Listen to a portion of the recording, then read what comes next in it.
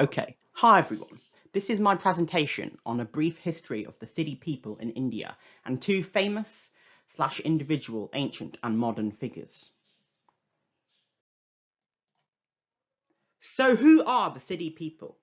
The Siddi people are an ethnic group inhabiting India and Pakistan that are thought to descend from various East African tribal groups, including the Bantu people of Southeast Africa. They are sometimes referred to as the Habsi or Absisian people. In Pakistan, they are often also referred to as the Siddi people. The etymology of the word Siddi is uncertain. One theory is that it derives from the Arabic word sahibi, and another is that it is derived from a title borne by captains of Arab vessels that first brought Siddi settlers to India. Interestingly, in the ancient Sanskrit language, the term Siddhis also relates to fulfillment or accomplishment. It is thought that they were first transported to India as early as the 7th century due to the slave trade and merchant travel. More arrived later in the 14th and 16th century due to Portuguese and British slave trade. In the past, Siddi people have been labourers, mercenaries, indentured servants and sadly slaves, although some have been wealthy merchants and nobles. For example, Siddis once ruled Bengal as the Habshi dynasty of the Bengal Sultanate. So what are some of the characteristics of the Siddi people in India?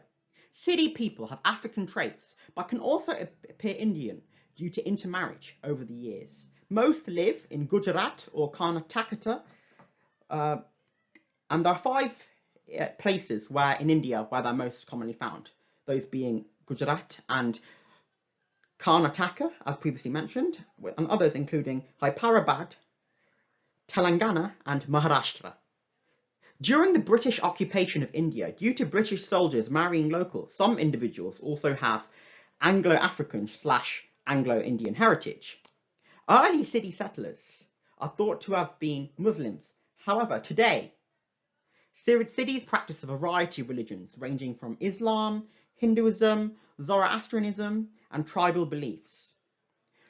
Although some cultural practices have died out from their African homeland, some still remain, as will be discussed later. Today, Siddis in India speak a variety of languages such as Urdu and Gujarati. It is thought that Siddis who are Hindus are more likely to live rurally due to being more likely to own farmland, whereas Siddis who are Muslims and Siddis who are Christians are more likely to live in villages. So what is life like for members of the Siddi community within India? What is daily life like? Well, the Siddi people, as previously mentioned, have African traits, but can also appear Indian due to intermarriage over the years. Most Siddis today work as labourers in manually intensive jobs in sectors such as agriculture. Some are also traders and sell cash crops such as sugarcane and millet to local traders. In certain areas of India, the Siddis have been granted scheduled tribe status. This helps to preserve their rich cultural heritage and provide opportunities in the form of government funding or maybe scholarships, and also helps to prevent discrimination. Many youth within this community are fond of athletics and use it as a way to escape poverty and discrimination. In fact, in the 1980s, a special area game scene specifically focused on Siddi youth was established within India, and it was thought that their African heritage would give them an advantage in sport. Sadly, due to their darker skin, as in all areas of the world, they may sometimes be looked down upon and discriminated against.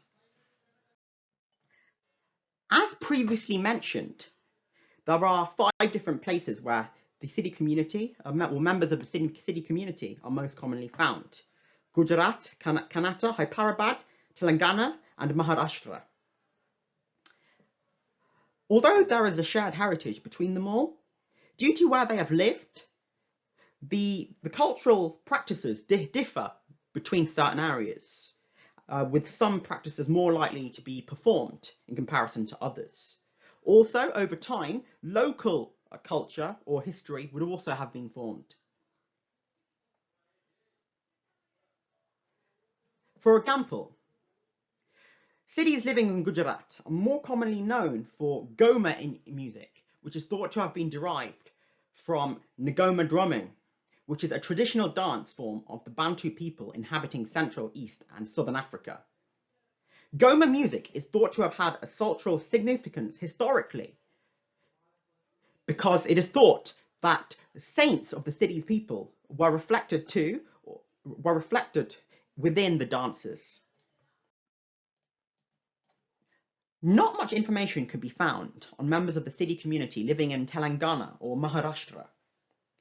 So it is therefore important to speak to members of this community and get their opinions and learn from various members in order to preserve their rich cultural heritage. In contrast, members of the Siddi community living in Kannada are more famous for their unique style of quilting called Kawandi, in which they take recycled fabric scraps and arrange them in beautiful stylistic geometric patterns and symbols. They were traditionally made by older women who could no longer work in the field, and they had a variety of applications such as mattresses, crib covers, and covers for cold monsoon nights. Lastly, members of the Siddi community living in Hyderabad are thought to have played traditional Matha music in the 18th century that the Asif Jahi rulers at the time enjoyed. Malik Ambar is a famous Siddi individual with Siddi heritage who lived from 1548 to 1626 and was a Siddi military leader. He was originally sold as a child and brought to India as a slave from Ethiopia, due to the area often being targeted by slavers. He died in 1626 at the age of 77. His wife, Bibi Karima, had two sons, Fateh Khan and Shangiz Khan, and two daughters. His tomb lies in the city of Kulabad. He is thought to have enjoyed architecture, and the city of Aurangabad reflected this. In 1612, he designed the first aqueduct in Kadaki to solve the problem of water shortage. Shantaram Siddi is a more recent, famous, and influential member of the Siddi community. He is the first Indian legislator of African descent. He studied economics at the Arts and Science College in Kawa. At the age of 55, he was nominated to the Karnataka Legislative Council by Governor Vajubhai Vala on the 20th of July 2020, providing the Siddi people with much needed attention and representation within India. One of the ways in which he has helped the Siddi community is by saving trees within the Western Ghats region of Karnataka. This is important because many members of the Siddi community have historically and presently lived there. So what are some of the important cultural practices of the members of the Siddi community living in India? Well, in reviewing the literature briefly on the internet, 4 such practices were found. The first practice is a dance known as the Siddi Damal, which depicts the way of life in the village. Historically, this was a celebration after a successful hunt, and it is thought to be derived from Ngoma drumming by people in Central, East, and Southern Africa. Women would sing a repeated song while males would establish a beat with an instrument called a daman, which was constructed with deer skin on the sides. Dancers are typically decorated with leaves and may wear face paints. Within India, the members of the Siddi community often use this dance to represent themselves at festivals, for example, such as Thai Pongal. Another important cultural practice is the Bavagor festival. In my Misra in Jamba, there is a shrine dedicated to the Siddi saints Nagarashi Bava and Bavagor. There is a mythology that Bavagor helped to defeat a local devil with the help of his brothers.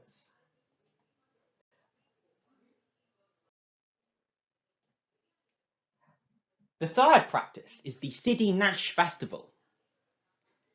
Siddi Nash is meant to be a celebrated community deity, and it is unclear from where it's come from, but it's possible that it may derive from the African homeland or the African heritage. Although many members of the Siddi community aren't always sure about where their forefathers lived within Africa, although they know that that is where they come from. During the Siddi Nath festival, members of all faiths within India attend in the region of Santanbar. During this festival, the audience is reminded of their African heritage and to remember where they come from. The last cultural practice that could be found was the creating of a unique style of quilting called kwandi, in a process involving recycled fabrics and arranging them in stylistic, geometric patterns and symbols quite beautifully. They were traditionally made by older women who could no longer work in the field. The NGO Siddi Women Quilting Cooperative was created in 2004 in an effort to provide sources of income to the community and quilt makers. Lastly, it is important to recognise that there isn't much information of the Siddi community online. So many members of India and more likely across the globe are not likely to have heard of the Afro-Indian Siddi people.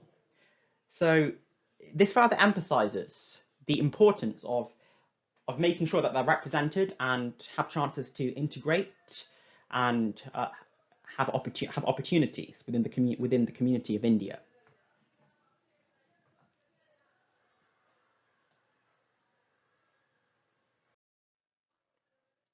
And here are my combined references and bibliography. I hope that you found this video/presentation informative and enjoyable.